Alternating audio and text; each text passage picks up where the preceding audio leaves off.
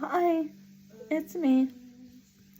And as promised, I would pick up just where I left off. I'm doing my best to remember everything, but I was telling you about my experience with YWAM, how I got introduced to the program, and when I joined.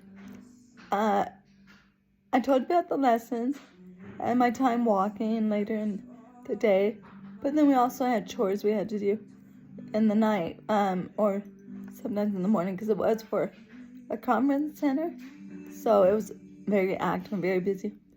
And so whenever they needed it, that's what I would help out with, that and the front desk. But so after our time, our lecture phase of all these different wonderful studies, and people from professors from all over the world were coming to our base to teach us, and it was so awesome. I'll share with you in another video some of the topics that we discussed, but it was very, very special. And so after that was all done, the lecture phase, now is the outreach phase. So for us, we went to Mexico, which I had done before, but this time we were helping out at an orphanage. So watching the kids, preparing meals, building another building for them. It was really, really physical, hard labor, but it was a joy at the same time. So it was what we were called and meant to do. So we stayed there for a week, and while there, God wanted me to deal with some of my, issues. I'll just leave it at that. Issues with Hispanic people. Now remember, I grew up as Rodriguez, and who I thought was my dad was Rodriguez, and he wasn't good to me. So for me, I was here in Mexico, and I wanted to unburden myself. So I wanted to tell them, as a people, I forgave them. I actually did that. I got up in front, told my story, and asked them to forgive me. And they all came up afterwards, hugging me. And there was a language barrier, but when you know God's in the midst of it, you understand each other perfectly. So I shared my story. They responded, and that was the beginning of my week there. So the rest of the week, it was just really nice. There was a lot of love there, and it was hard to do, but I shared, and it was good for everybody.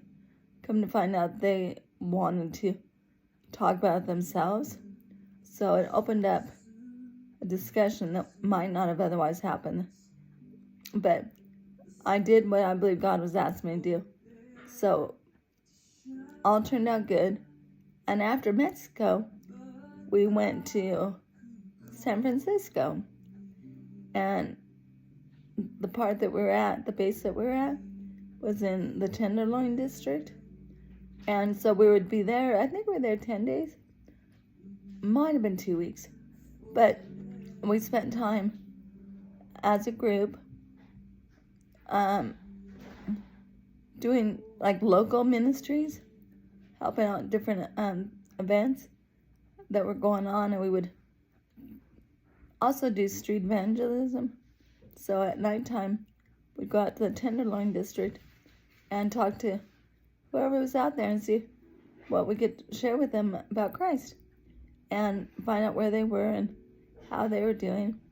And it was really a challenging time for me, but I did it. So it was very, very good. We also had a play that we did. We did it in Mexico and in San Francisco. It was a skit, and I actually was one of the members.